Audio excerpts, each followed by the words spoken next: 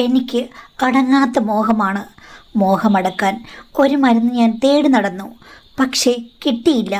കിട്ടാഞ്ഞതുകൊണ്ട് ഇങ്ങനെയൊക്കെ സംഭവിച്ചു എന്നൊരു സ്ത്രീ പറഞ്ഞു കഴിഞ്ഞാൽ നമുക്ക് ചിലപ്പോൾ അത് ഉൾക്കൊള്ളാനാവില്ല. പക്ഷെ ഓരോരുത്തരുടെ സ്വഭാവം ഓരോ രീതിയിലല്ലേ.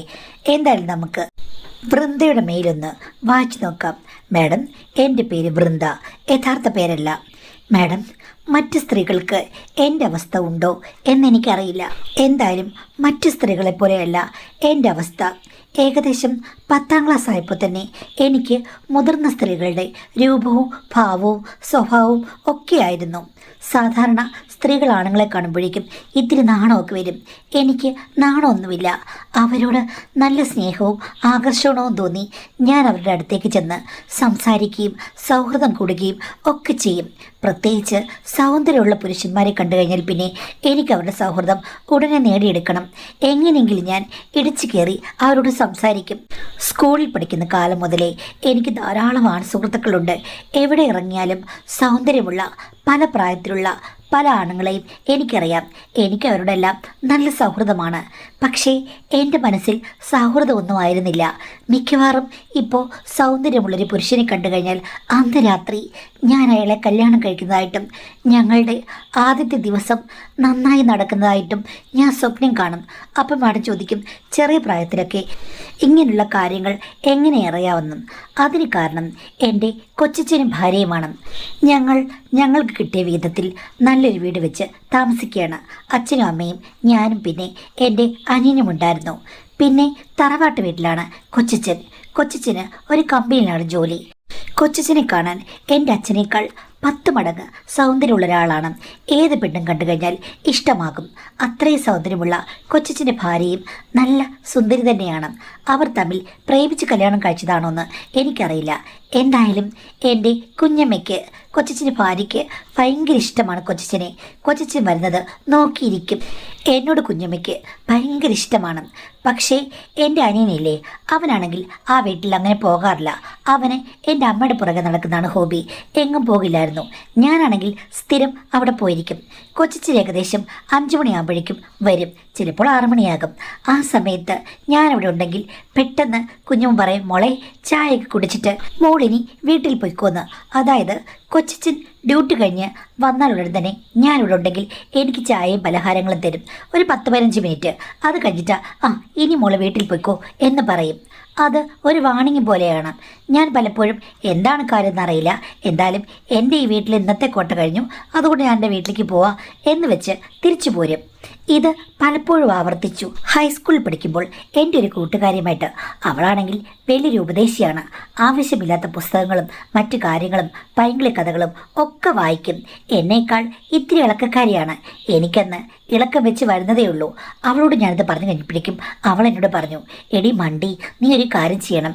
വീട്ടിൽ പോവാണെന്ന് പറഞ്ഞിട്ട് ഇങ്ങി പോരുന്നതായി ഭാവിക്കണം. അത് കഴിഞ്ഞിട്ട് നീ അവിടെ പമ്മി നിൽക്കണം. ഇവരിത്രയൊക്കെ നിന്നെ ഉപദേശിച്ച് പറഞ്ഞ് വിടുന്നത് എന്തിനാണെന്ന് നിനക്കറിയണമല്ലോ. അത് കഴിയുമ്പോഴേക്കും നിനക്കവിടെ അംഗവും മാമാങ്കവും കാണാൻ മോളെന്ന് പറഞ്ഞു. ഒന്ന് പോടി, അങ്ങനെയൊന്നും ഉണ്ടാകില്ല. പുള്ളി ജോലി കഴിഞ്ഞിങ്ങോട്ട് വന്നതല്ലേ ഉള്ളൂ എന്ന് പറഞ്ഞു കഴിഞ്ഞപ്പോഴേക്കും അവൾ പറഞ്ഞു, അങ്ങനെയല്ലടി, നീ ഒന്ന് നിൽക്കണം. അല്ലെങ്കിൽ എന്തിനാണ് അങ്ങനെ വന്ന് ചായ കുടിച്ചു കഴിഞ്ഞ് ഉടനെ തന്നെ നിന്നെ പറഞ്ഞു വിടുന്നത്? എന്തോ ഒരു മർമ്മപ്രധാനമായ കാര്യമുണ്ട് എന്ന് പറഞ്ഞു. അത് കിട്ടുകഴിഞ്ഞപ്പോഴേക്കും എനിക്കും നല്ല കൗതുകമായി. മാഡം, ഞാനും ഇനി നോക്കും, അവിടെ പമ്മി നിൽക്കും എന്ന് തീരുമാനിച്ചു. ഒരു ദിവസം കുഞ്ഞമ്മേനോട് പറഞ്ഞു, മോളെ ചായ കുടിച്ചല്ലോ, ഇനി വീട്ടിലേക്ക് പോയിക്കോ എന്ന് പറഞ്ഞു. ഓക്കെ കുഞ്ഞമ്മേ എന്ന് പറഞ്ഞ് ഞാൻ തലയുമാട്ടി വീട്ടിലേക്ക് പോന്നു. പക്ഷേ ഞാൻ ഒരു സെക്കൻഡിൽ തന്നെ ഗേറ്റിന് അവിടെ നിന്ന് തിരിച്ച് വേറൊരു വഴിക്ക് വന്നു. വീടിൻ്റെ പിന്നാമ്പുറത്ത് പതുങ്ങി നിന്നു. അത് പഴയ സ്റ്റൈൽ വീടാണ്. കുറച്ച് കാഴ്ചകളൊക്കെ എന്തായാലും നമുക്ക് കാണാം. കുഞ്ഞമ്മ പറഞ്ഞു, പെണ്ണിപ്പം വീട്ടിലെത്തി കാണും, നിങ്ങൾ ഇങ്ങോട്ട് വന്നെന്ന്. എടി എന്താടി ഇത്, എന്നും ഇങ്ങനെ വേണോ എന്ന് ചോദിച്ചു കഴിഞ്ഞപ്പോഴേക്ക് കുഞ്ഞമ്മ, എൻ്റെ സ്വഭാവം അറിയില്ലേ, എന്നും വേണം, നിങ്ങൾ ഇങ്ങോട്ട് വാ എന്ന് പറയുന്നു. അനുസരണയുള്ള ഒരു ആട്ടിൻകുട്ടിയെപ്പോലെ അവളുടെ പുറകെ കൊച്ചച്ഛൻ മുറിയിലേക്ക് പോയി. ദൈവമേ, അവിടെ എന്തെങ്കിലും കാണാൻ പറ്റുമോ? ഞാൻ പൊസിഷൻ മാറി ഒന്ന് നോക്കി. കുഴപ്പമില്ല. അത് പഴയൊരു ജനൽ കഥ കാണാം. അതിനുള്ളിലൂടെ അത്യാവശ്യം എനിക്ക് കാണാം. ഞാൻ നോക്കി നിൽക്കുകയാണ്. കൊച്ചച്ഛൻ അവിടെ നിൽക്കുകയാണ്. കുഞ്ഞമ്മ വന്ന് ഇല്ല എയർപോർട്ടിലൊക്കെ എക്സാമിൻ ചെയ്യില്ലേ എന്ന് പറഞ്ഞതുപോലെയുള്ള എക്സാമിനേഷനാടി.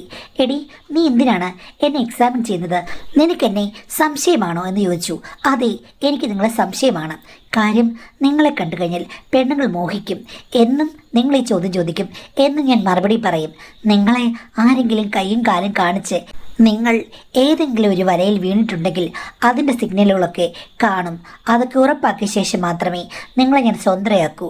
എനിക്ക് നിങ്ങളോടുള്ള സ്നേഹം കൊണ്ടാണെന്ന്. അപ്പോൾ കൊച്ചച്ഛൻ പറയുന്നു, ആ എന്നാ നീ നോക്കുന്നു. പക്ഷേ അവർ നോക്കുകയാണെന്ന് പറഞ്ഞെങ്കിലും വളരെ സ്നേഹത്തോടു കൂടിയാണ് അവരുടെ ചലനങ്ങളെന്ന് എനിക്ക് മനസ്സിലായി. കാര്യം അവർക്ക് ഭർത്താവിനോട് ഒത്തിരി സ്നേഹമാണ്. എടി ഞാൻ കുളിച്ചിട്ട് വരട്ടെ ബാക്കിയെന്ന് പറഞ്ഞപ്പോഴേക്കും പറ്റില്ല, നിങ്ങൾക്കറിയാമല്ലോ നിങ്ങൾ വൈകിട്ട് വരുമ്പോഴുള്ള മുഷിഞ്ഞ ഗന്ധമെന്ന് നിങ്ങൾ പറയുമെങ്കിലും എനിക്കങ്ങനെയല്ല. എനിക്കതാണ് നിങ്ങളുടെ മത്തു പിടിപ്പിക്കുന്ന ഒരിഷ്ടം. അതുകൊണ്ട് നിങ്ങളിപ്പോൾ സ്വതന്ത്രനല്ല. ആദ്യം ഞാൻ കോലക്കുഴലൂതുന്ന ഒരു പൈങ്കിളിയാകട്ടെ, അത് കഴിഞ്ഞിട്ട് നിങ്ങളെ സ്വതന്ത്രനാക്കാം എന്ന് പറഞ്ഞു. അവിടെ നിൽപ്പും ഭാവവും കണ്ടുകഴിഞ്ഞപ്പോഴേക്കും അവർ ഇത്രയും കടന്നു കയറുമെന്നോ കടന്നു പെരുമാറുമെന്നോ ഞാൻ വിചാരിച്ചില്ല. അവരുടെ ഭർത്താവിനോടുള്ള സ്നേഹം അളവറ്റ രീതിയിൽ അവർ അവിടെ പ്രകടിപ്പിക്കുന്നതാണ് ഞാൻ കണ്ടത്. അതുമാത്രമല്ല, അവിടെ പുരുഷന് പ്രത്യേകിച്ച് റോളില്ല, അവർക്കായിരുന്ന റോൾ. അതാണ് മാഡം ഞാൻ കുറച്ച് നാളൊക്കെ കണ്ടത്. അതുകൊണ്ടായിരിക്കും എനിക്ക് ആദ്യം മുതലേ തോന്നാൻ തുടങ്ങിയത് സൗന്ദര്യമുള്ള പുരുഷന്മാരൊക്കെ എൻ്റെ സ്വന്തമാണ്. അവരെ ഞാൻ സ്വന്തമാക്കും. എനിക്ക് സൗന്ദര്യമുള്ള എൻ്റെ മനസ്സിന് ഇഷ്ടം തോന്നുന്ന എല്ലാവരോടും ഒരേ രീതിയിലുള്ള ഇഷ്ടം തന്നെയായിരുന്നു. ഇഷ്ടക്കൂടുതലും കുറവും ഒന്നുമില്ല.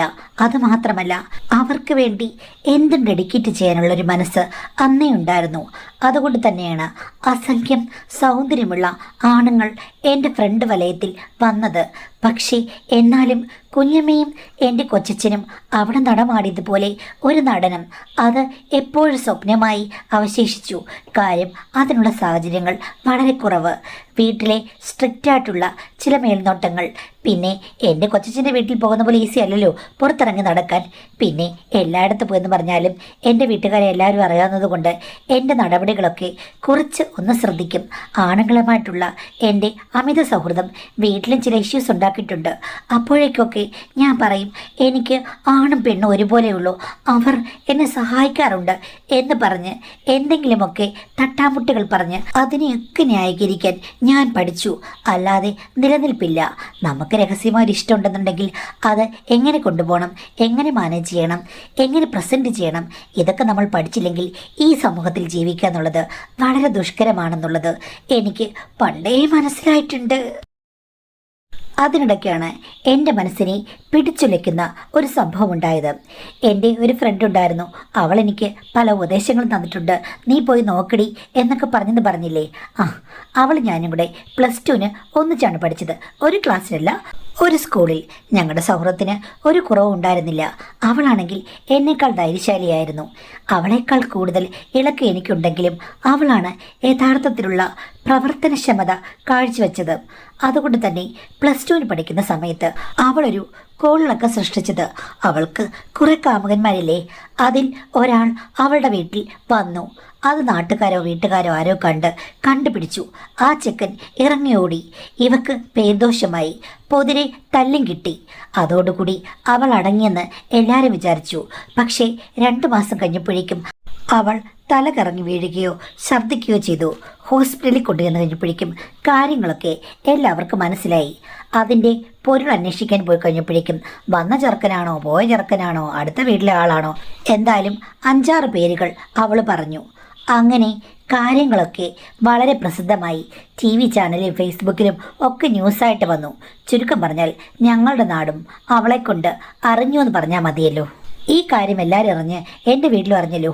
അമ്മയും അച്ഛനും കൂടെ എന്നെ ഒത്തിരി വഴക്ക് പറഞ്ഞു. ഇനി അവളുമായി കൂട്ടുകൂടാൻ പാടില്ല, അടങ്ങി ഒതുങ്ങി നടക്കണം, നീയും കുറ്റക്കാരിയാണ് എന്നൊക്കെ പറഞ്ഞു.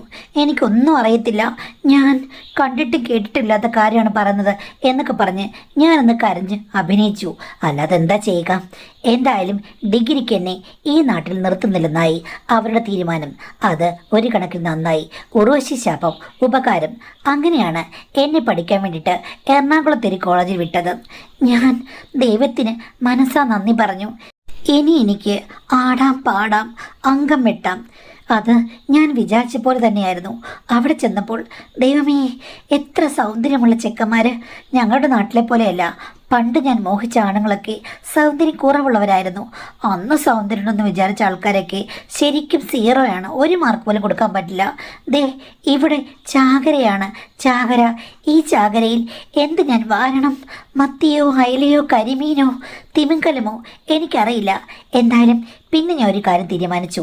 ഇവിടെ സെലക്ട് ചെയ്ത് വേണം. നല്ല സൗന്ദര്യമുള്ള നല്ല ഫീച്ചേഴ്സുള്ള ആണുങ്ങൾ എൻ്റെ കൂട്ടുകാരെ വരണം. കാര്യം ഇവിടെ ചോയ്സുകളുണ്ട്. ഇഷ്ടംപോലെ ചോയ്സുകൾ തിരഞ്ഞെടുത്ത് അർമാദിക്കണം. പിന്നെ അവളുടെ ജീവിതം, അതായത് എൻ്റെ കൂട്ടുകാരുടെ ജീവിതം എനിക്കൊരു പാഠമായിരുന്നു. അനാവശ്യമായ പ്രശ്നങ്ങൾ ഉണ്ടാക്കരുത്, സേഫ് ആയിരിക്കണം, അബദ്ധങ്ങൾ പറ്റരുത്, ശബ്ദിക്കുകയോ തലകറങ്ങുകയോ ചെയ്യാനുള്ള ഇടവരുത്തരുത്. പത്രത്തിലോ അല്ലെങ്കിൽ ഫേസ്ബുക്കിലോ പേര് വരാനോ നാട്ടുകാർ അറിയാനോ പാടില്ല. വീട്ടുകാരും കുറ്റപ്പെടുത്താൻ പാടില്ല. നല്ല രീതിയിൽ പഠിക്കണം. അതിൻ്റെ കൂട്ടത്തിൽ വാൾപ്പയറ്റും പൂഴിക്കടകനും ഒരുമിച്ച് കൊണ്ടുപോകണമെന്നും ഞാൻ തീരുമാനിച്ചു. പക്ഷേ അവിടെ ചെന്ന് കഴിഞ്ഞപ്പോഴേക്കും എവിടുന്ന് എങ്ങനെ തുടങ്ങണം, ആരാണ് എൻ്റെ ആദ്യത്തെ ചോയ്സെന്ന് എനിക്കറിയില്ലായിരുന്നു. എങ്കിലും എനിക്ക് ആദ്യമായിട്ട് വളരെ കംഫർട്ടബിളായി തോന്നിയത് ദിബിനാണ്. കാര്യം ഞാൻ വിചാരിച്ചതിനേക്കാൾ സുന്ദരൻ, എന്നോട് ഭയങ്കര കാര്യം. പ്രേമത്തെക്കാൾ കൂടുതൽ അവൻ എന്നോട് സംസാരിച്ചത് എൻ്റെ മനസ്സിലുള്ള കാര്യങ്ങളായിരുന്നു. മോളെ, നമുക്ക് ലവ് ആക്ഷൻ ഡ്രാമ വേണ്ടേ എന്ന് എപ്പോഴും എന്നോട് ചോദിക്കും. ഞാൻ പറയും എൻ്റെ മനസ്സിലും ആഗ്രഹമുണ്ട്, പക്ഷേ സേഫ്റ്റി നമ്മൾ നോക്കണം. അപ്പോൾ അവൻ പറഞ്ഞു, അതൊക്കെ നീ പറയുന്നത് ശരിയാണ്, എന്നാലും സാഹചര്യം ഞാൻ ഉണ്ടാക്കിക്കഴിഞ്ഞാൽ നീ റെഡിയാണെന്ന് ചോദിച്ചു. ഞാൻ പറഞ്ഞു, പണ്ടേ ഞാൻ റെഡിയാണ്. ആദ്യത്തെ അംഗത്തിലേക്ക് കളത്തിലിറങ്ങാൻ ഞാൻ വർഷങ്ങൾക്ക് മുമ്പേ വിചാരിച്ച ഒരു വ്യക്തിയാണ്. എനിക്ക് ഇപ്പോൾ അതിന് 100% സമ്മതമാണ്. അവനപ്പോൾ എന്നോട് പറഞ്ഞു, ശരിക്കും എൻ്റെ വീട്ടിൽ സിറ്റുവേഷൻ ഉണ്ട്, പക്ഷേ നീ എൻ്റെ കൂടെ വരേണ്ടി വരും. അവൻ്റെ വീട് ടൗൺ ലിമിറ്റിൽ തന്നെയാണ്. അച്ഛനും അമ്മയും ജോലിക്ക് പോകും. വൈകുന്നേരം 5 മണി 7 മണി സമയത്തൊക്കെ വരികയുള്ളൂ. പകൽ സമയത്ത് ആരും ശ്രദ്ധിക്കാത്ത രീതിയിലുള്ള എല്ലാ സൗകര്യങ്ങളുമുണ്ട്. എന്നാലും എനിക്ക് പേടിയായിരുന്നു.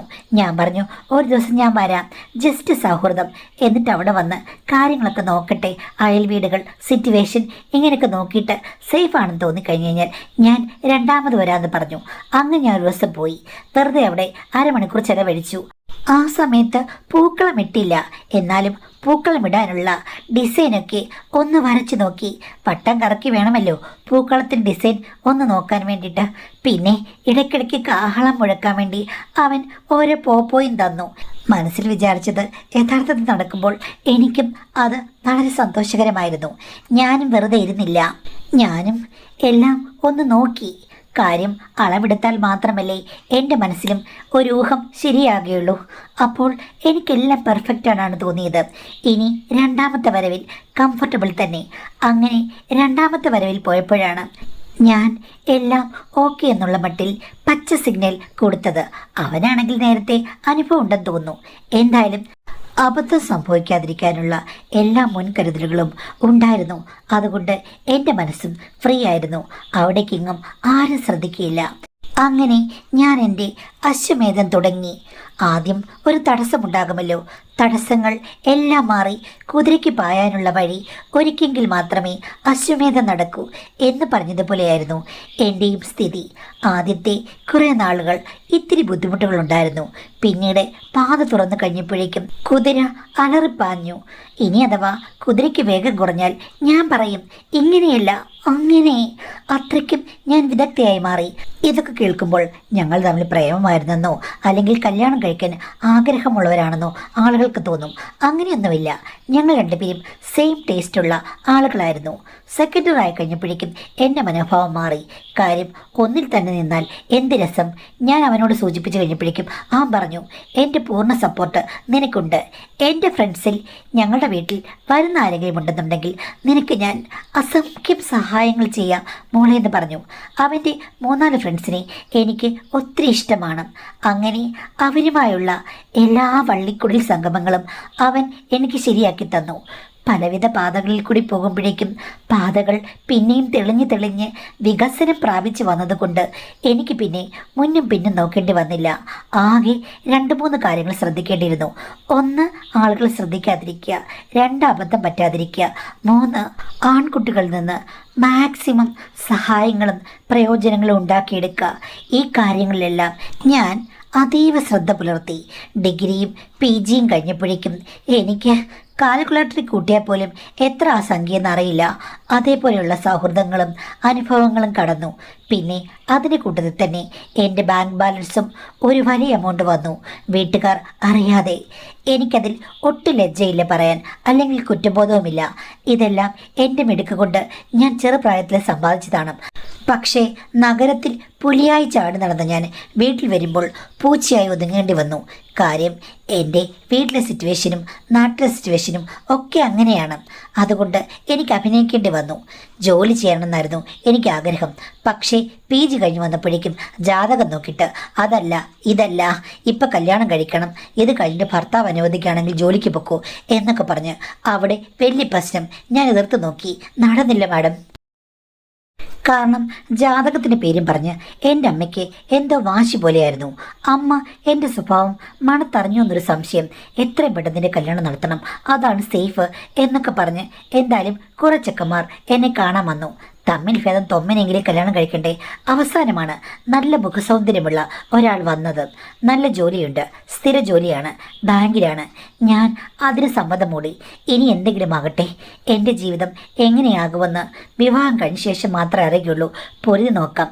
അല്ലെങ്കിൽ ഇനി അഥവാ സക്സസ് ആയില്ലെന്നുണ്ടെങ്കിൽ ഞാൻ ഇവിടുന്ന് ഇതെല്ലാം പിരിഞ്ഞ് വേറെന്തെങ്കിലും നഗരത്തിൽ പോയി സ്വതന്ത്രയായി ജീവിക്കും എന്ന് മനസ്സിൽ വിചാരിച്ചുകൊണ്ട് ഒട്ടും താല്പര്യമില്ലാതാണ് വിവാഹം ഒരു പരീക്ഷണം എന്നുള്ള നിലയിൽ നടന്നത്. മാഡം, എൻ്റെ വിവാഹം കഴിഞ്ഞിട്ട് 2 വർഷം ആകുന്നതേയുള്ളൂ. ഞാനും ഭർത്താവും തമ്മിൽ നല്ല സൗഹൃദത്തിലായിരുന്നു. പക്ഷേ എൻ്റെ ഭർത്താവ് അതീവ ബുദ്ധിശാലിയാണ്. എന്ന് വെച്ചാൽ അക്കാദമിക്കലി പഠിക്കാനൊക്കെ സൂപ്പറാണ്. അതല്ല നോക്കുമ്പോൾ ഏകദേശം ഒരു അനങ്ങാപ്പാറ പോലുള്ള മനുഷ്യനാണ്. കാണാനൊക്കെ ഭംഗിയുണ്ടെങ്കിലും ആ ഭംഗി ഒന്നിലും കൊണ്ടുവരാൻ അങ്ങേർക്ക് പറ്റിയില്ല. പിന്നെ വല്ലപ്പോഴുമൊക്കെ ആവേശം കാണിക്കുന്ന അങ്ങേരുടെ ആവേശം ഒട്ടും ചേരുന്ന രീതിയിലുമായിരുന്നില്ല. കടലിനകത്ത് മഞ്ഞുതുള്ളി വീണാൽ എന്ത് പറ്റും എന്ന് പറഞ്ഞ അവസ്ഥയാണ് എൻ്റേത്. ഒരു രീതിയിലും പണ്ടത്തെ എൻ്റെ ലൈഫുമായി താരതമ്യം ചെയ്യുമ്പോഴേക്കും സാറ്റിസ്ഫാക്ഷൻ ഇല്ലാത്ത ഒരു ജീവിതമായിരുന്നു എൻ്റേത്. ഏകദേശം 1 വർഷത്തോളം ഞാൻ കടിച്ചു പിടിച്ച് നിന്നു. ഞാൻ അഭിനയിച്ചു, വീട്ടിലും നാട്ടിലുമൊക്കെ അഭിനയിച്ചു. പക്ഷേ അത് കഴിഞ്ഞപ്പോൾ എനിക്കിപ്പുറത്ത് ഇല്ലാതായി. എൻ്റെ പാത എനിക്ക് തന്നെ വെട്ടിത്തെളിക്കണം. വികസിച്ച പാതകളെ എനിക്ക് പിന്നെയും ഉപേക്ഷിക്കാൻ പറ്റില്ല. കാട് മൂടിപ്പോകും. അണക്കെട്ട് നിറഞ്ഞാൽ തുറന്നു വിടണം, അല്ലെങ്കിൽ പ്രത്യാഘാതങ്ങൾ വളരെ വലുതായിരിക്കും. ഒരു ദിവസം 2ഉം കൽപ്പിച്ച് ഞാൻ ഹസ്ബൻഡിനോട് പറഞ്ഞു, ഞാൻ ഈ ജീവിതത്തിൽ നിന്ന് പിന്മാറുകയാണ്. എനിക്ക് മാരേജ് വേണ്ട, നമുക്ക് 2 കൂടെ മ്യൂച്വലി ഡൈവേഴ്സ് ചെയ്യാം. ഇതെനിക്ക് ചേർന്ന് പോകുന്നില്ല, ഒരു സാറ്റിസ്ഫാക്ഷനും ഇല്ലാത്ത ജീവിതമാണെന്ന് പറഞ്ഞു. ഭർത്താവ് അത് കേട്ട് കഴിഞ്ഞപ്പോഴേക്കും ഭയന്നു. എന്താണ് കാര്യം എന്നൊക്കെ ചോദിച്ചു. പുള്ളി ചോദിച്ചു കഴിഞ്ഞപ്പോഴെനിക്ക് ഉത്തരം പറയാൻ പറ്റില്ലെങ്കിലും അവസാനം ഞാൻ എൻ്റെ A to Z കാര്യങ്ങൾ അങ്ങ് പറഞ്ഞു കൊടുത്തു. വെറുതെ കാട്ടിൽ കൂടി പാറ നടക്കുന്ന പുലിയെ ഒരു കുറ്റിയിൽ കയറുകൊണ്ട് കെട്ടിയിട്ട് കഴിഞ്ഞാൽ ഞാൻ അടങ്ങിയൊതുങ്ങിയിരിക്കില്ല. എനിക്കത് പറ്റില്ല. അതുമാത്രമല്ല, നിങ്ങളെക്കൊണ്ട് ഈ ഒരാടിനെ മേയ്ക്കാനും പറ്റില്ല. അതുകൊണ്ട് നിങ്ങൾക്ക് പറ്റിയ ഒരു പാവം പെൺകുട്ടിയെ കണ്ടുപിടിക്കുന്നതായിരിക്കും ഏറ്റവും നല്ലത്. അല്ലെങ്കിൽ എല്ലാ കാലത്തും നമ്മൾ അങ്ങോട്ടും ഇങ്ങോട്ടും യുദ്ധം ചെയ്ത് ജീവിക്കേണ്ടി വരും. അതിൻ്റെ ആവശ്യമില്ല. നിങ്ങൾക്ക് നിങ്ങളുടെ വഴി, എനിക്ക് എൻ്റെ വഴി. എൻ്റെ വീട്ടുകാർ സ്വീകരിച്ചില്ലെങ്കിൽ ഞാൻ വേറെ എവിടെയെങ്കിലും പോയി ജോലി ചെയ്ത് ജീവിച്ചോളാം എന്ന് പറഞ്ഞു. പക്ഷേ പുള്ളിക്ക് ഇതൊക്കെ കിട്ടുകഴിഞ്ഞപ്പോഴേക്കും ആകെ വിഷവും പേടിയായി. ഓ, അത് ശരിയാകില്ല, നീ എന്നെ ഇട്ടിട്ട് പോകരുത്. നീ പറഞ്ഞത് എനിക്ക് മനസ്സിലായി. എനിക്ക് പക്ഷേ ഈ പറഞ്ഞതുപോലെ നിന്നോടൊപ്പിച്ച് നിൽക്കാൻ പറ്റില്ല. എന്നാലും ഞാനൊരു ഐഡിയ പറയാം. കാര്യം എപ്പോഴും നീ എൻ്റെ കൂടെ വേണം. എനിക്കാണെങ്കിൽ ഈ കാര്യങ്ങളൊക്കെ വളരെ താല്പര്യം കുറവാണ്. പിന്നെ വീട്ടുകാരെ പറഞ്ഞപ്പോൾ കല്യാണം കഴിച്ചു, അങ്ങനെ പോകുന്നതേ ഉള്ളൂ. പിന്നെ ഭാര്യ കൂടെ ഉണ്ടാകുന്നത് അത് സമൂഹത്തിൽ ഒരു നിലനിൽപ്പിന് അത്യാവശ്യമാണ്. നിൻ്റെയും കൂടെ ഭർത്താവുള്ളത് നിനക്ക് നല്ലതല്ലേ? അല്ലാതെ ചുമ്മാ കറങ്ങി നടന്നു കഴിഞ്ഞാൽ നിന്നെ ആര് മതിക്കും? അതുകൊണ്ട് നമുക്ക് ഒരു കൂട്ടുകക്ഷിയായിട്ട് പോകാം. അവനവൻ്റെ ഇഷ്ടം. പക്ഷെ പുറത്ത് നമ്മൾ മാതൃകാ ദമ്പതികൾ, അതുപോലെ എന്ന് ചോദിച്ചു. അതിനേക്കാൾ മികച്ച ഒരു സ്വാതന്ത്ര്യം, ഒരു ഐഡിയ ആര് തരാനാണ്? ആ ഐഡിയ എനിക്ക് പെരുത്ത് ഇഷ്ടപ്പെട്ടു. അപ്പോഴേക്ക് ഹസ്ബൻഡ് പറഞ്ഞു, ഇവിടെ വന്നു കഴിഞ്ഞാൽ ഒന്നും നടക്കില്ല. ഒരു കാര്യം ചെയ്യാം, ഞാൻ ട്രാൻസ്ഫറിന് കൊടുക്കാം. ട്രാൻസ്ഫർ കിട്ടുന്ന സ്ഥലത്ത് പോയിട്ട് നമുക്ക് ടൗണിൽ താമസിച്ച് ജീവിതം അടിച്ചു പൊളിക്കാം. ഇനി ഇങ്ങനെയാണെങ്കിൽ വരുമാനവും നമുക്ക് കൂടുതൽ നേടിയെടുക്കാമെന്ന് പറഞ്ഞു. അതും എനിക്ക് സമ്മതമായിരുന്നു. അങ്ങനെ ഞങ്ങൾ വേറൊരു ജില്ലയിലെ നഗരഹൃദയത്തിൽ വലിയൊരു ഫ്ലാറ്റിലേക്ക്, പേരുകേട്ട ഫ്ലാറ്റിലേക്ക് മാറി. അവിടെ എല്ലാം ഉന്നതരായുള്ള ആളുകളാണ്, ഇഷ്ടം പോലെ സൗഹൃദങ്ങൾ. അവിടെ നിന്ന് എനിക്ക് കടലോളം വാത്സല്യം കിട്ടി. തിരഞ്ഞെടുക്കാൻ ഞാൻ തന്നെ അത്ഭുതപ്പെട്ടു പോയി. എനിക്ക് അത്രയ്ക്ക് സൗഹൃദങ്ങൾ 2-3 മാസങ്ങൾ കൊണ്ടുണ്ടായി. ഹസ്ബൻഡ് ജോലിക്ക് പോയി കഴിഞ്ഞാൽ പിന്നെ വീട്ടിലെനിക്ക് ഒരു നിമിഷം പോലും വെറുതെ ഇരിക്കാൻ പറ്റില്ല. രാവിലെ ഞാൻ ഇഡ്ഡലി ഉണ്ടാക്കി കഴിഞ്ഞാൽ വൈകിട്ട് ഞാൻ പുട്ട് കുത്തും. പിന്നെ ഭർത്താവ് വരുമ്പോഴേക്കും ഭർത്താവ് ഉണ്ടല്ലോ. അങ്ങനെ 3 നേരവും എനിക്ക് ഇടതടവില്ലാതെ പാചകം ആസ്വദിച്ച് ചെയ്യേണ്ടി വന്നു. കോളേജോടുകൂടി എൻ്റെ നല്ല കാലം പോയെന്ന് വിഷമിച്ചിരിക്കുകയായിരുന്നു. പക്ഷേ ഇനിയാണ് നല്ല കാലമെന്ന് എനിക്ക് മനസ്സിലായി. ഇപ്പോൾ ഞാൻ ഭയങ്കര ബിസിയാണ്. ഇത്തരം ബന്ധങ്ങളിൽ കൂടി എനിക്ക് ചില ആൽബങ്ങളിലും സീരിയലിലുമൊക്കെ മുഖം കാണിക്കാൻ പറ്റി മാഡം. അങ്ങനെ എല്ലാവരും അറിയപ്പെടുന്ന രീതിയിലേക്ക് എത്താൻ ഞാൻ ശ്രമിച്ചുകൊണ്ടിരിക്കുന്നു, നല്ല രീതിയിൽ. പക്ഷേ ഉള്ളിൻ്റെ ഉള്ളിൽ അടിയൊഴുക്കുകൾ ഇങ്ങനെയാണ് പോകുന്നത്. ഭർത്താവിനേക്കാൾ കൂടുതൽ എനിക്ക് സമ്പാദ്യവുമുണ്ട്. ഇപ്പം ചോദിക്കും, എന്താണ് നിന്റെ പ്രശ്നമെന്ന്. കുട്ടികളുണ്ടാകാത്തത് കൊണ്ട് അമ്മായിമ്മ നിർബന്ധിച്ച് ഞങ്ങൾ രണ്ടുപേരെയും കൂടെ അമ്മായിമ്മയ്ക്ക് അറിയാവുന്ന ഒരു ഗൈനക്കോളജിസ്റ്റിൻ്റെ അടുത്ത് വിട്ടു. അവിടെ ചെന്ന് കഴിഞ്ഞപ്പോഴാണ് മാഡം ഞെട്ടിക്കുന്ന കാര്യങ്ങൾ എനിക്ക് മനസ്സിലായത്. സൗന്ദര്യമുണ്ടെങ്കിലും ആരോഗ്യമുണ്ടെങ്കിലും ഈ പറഞ്ഞതുപോലെ അമ്മയാകാനുള്ള ചാൻസ് വളരെ കുറവാണെന്ന് ഡോക്ടർ പറഞ്ഞു. പല പ്രശ്നങ്ങളുണ്ട്, അതുകൊണ്ട് വിദഗ്ധമായ ചികിത്സകളൊക്കെ വേണ്ടി വരുമെന്ന് പറഞ്ഞു. സത്യം പറഞ്ഞാൽ അതിനുവേണ്ടിയൊന്നും പരിശ്രമിക്കാൻ പറ്റുന്ന ഒരു അവസ്ഥയല്ല ഞാൻ. എൻ്റെ മനസ്സ് അങ്ങനെയല്ല. ആഹ്ലാദത്തോടുകൂടി ഓരോ ദിവസവും പുതിയ പുതിയ കാടുകളും മേടുകളും ഞാൻ തേടി നടക്കുകയാണ്. ഏത് കൊലവാഴത്തോട്ടമെന്ന് നോക്കി നടക്കുന്നതിനിടയ്ക്ക് എനിക്ക് ഇത്തരം കാര്യങ്ങൾക്കൊന്നും പോകാൻ വയ്യ. ചില സമയത്ത് ചിന്തിക്കുമ്പോഴേക്കും നോർമൽ കുടുംബജീവിതം അത് പറ്റാത്ത ഒരാളാണ് ഞാനെന്ന് എനിക്ക് തോന്നുന്നു. എനിക്കെന്തായാലും മനഃശാസ്ത്രപരമായ പ്രോബ്ലംസ് ഉണ്ടോയെന്ന് എനിക്ക് സംശയമുണ്ട്. എന്നാലും ഞാൻ എൻ്റെ രീതിക്ക് നോർമലാണെന്ന് തോന്നാറുണ്ട്. ആ കാര്യങ്ങളൊന്നും ആരോടും ചർച്ച ചെയ്തിട്ടില്ല. ഞാനൊരു കൗൺസിലിങ്ങിനോ അല്ലെങ്കിൽ മനഃശാസ്ത്രപരമായ ട്രീറ്റ്മെൻറ്റുകൾക്കോ പോകേണ്ടതുണ്ടോ? ഇതിനൊന്നും പോകാൻ എനിക്ക് വയ്യ. കുട്ടികളുണ്ടായില്ലെങ്കിൽ ഉണ്ടാകണ്ട. ജീവിതം അടിച്ചു പൊളിച്ച് മുന്നോട്ട് പോകണമെന്നാണ് എൻ്റെ ആഗ്രഹം. ഹസ്ബൻഡിനോട് പറഞ്ഞപ്പം ഹസ്ബൻഡിനും അതിന് എതിരൊന്നുമില്ല കേട്ടോ. അദ്ദേഹവും എന്നോട് സെറ്റാണ്. പക്ഷേ സമൂഹത്തിലെ പല കാര്യങ്ങളും ചിന്തിക്കുമ്പോഴേക്കും എനിക്ക് ചില കൺഫ്യൂഷൻസ് ദാമ്പത്യ ജീവിതത്തിൽ തോന്നുന്നു. അതുകൊണ്ടാണ് മാഡത്തിന് ഞാൻ മെയിൽ അയച്ചത്. മാഡത്തിന് എന്നെ മനസ്സിലാക്കാൻ പറ്റുന്നുണ്ടോ എന്നാണ് ചോദിച്ചിരിക്കുന്നത്. തീർച്ചയായിട്ടും മനസ്സിലാക്കാൻ പറ്റുന്നുണ്ട്. കാര്യം നിങ്ങളുടെ ആഗ്രഹം എന്ന് പറയുമ്പോഴേക്കും എപ്പോഴും പൂമ്പാറ്റ പോലെ പാറി പറക്കണം, കുതിരപ്പുറത്ത് ചാടിപ്പോകണം, അതാണ് നിങ്ങളുടെ ആഗ്രഹം. അതിനിടയ്ക്ക് ആവശ്യമില്ലാത്ത നൂലാമാലകളും പ്രശ്നങ്ങളും ഒന്നും സൃഷ്ടിക്കാൻ നിങ്ങൾക്ക് ആഗ്രഹമില്ല. അമ്മയാകാനുള്ള മോഹമൊന്നുമില്ല. പിന്നെ നാട്ടുകാരെ പറയുന്നത് വീട്ടുകാരെ പറയുന്ന സമ്മർദ്ദം കൊണ്ട് നോക്കിയപ്പോൾ അവസ്ഥ ഇങ്ങനെയുമായി. ശരിക്കും പറഞ്ഞു കഴിഞ്ഞാൽ സമൂഹത്തിൽ ജീവിക്കുമ്പോൾ, കല്യാണം കഴിക്കുമ്പോൾ, കുടുംബം ഉണ്ടാക്കുമ്പോഴൊക്കെ നമ്മൾ കുറേ കാര്യങ്ങൾ, അതിന് നിയമങ്ങളൊന്നും ഇല്ലെങ്കിൽ പോലും നമ്മൾ കുറേ കാര്യങ്ങൾ കൺസിഡർ ചെയ്യേണ്ടതാണ്. അപ്പോൾ മാതൃത്വം ഇല്ലാതിരിക്കാമെന്ന് പറഞ്ഞു കഴിഞ്ഞാൽ അത്ര നല്ല കാര്യമാണെന്ന് നമുക്ക് പറയാൻ പറ്റില്ല.